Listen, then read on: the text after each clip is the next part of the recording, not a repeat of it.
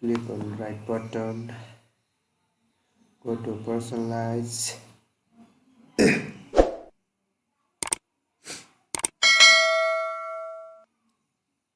go to theme,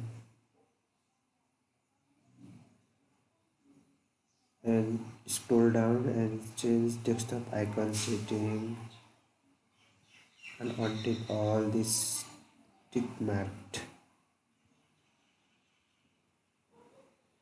Go to apply and OK.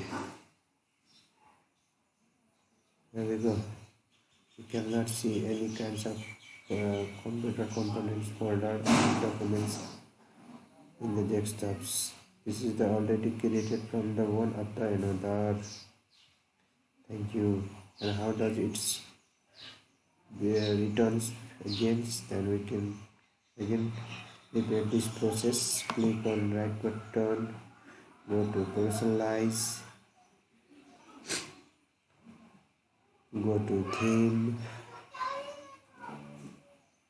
scroll down and click on change desktop icon settings and check this all the empty boxes and click apply and OK. There we go. All the components and all the documents are in their positions. Thank you.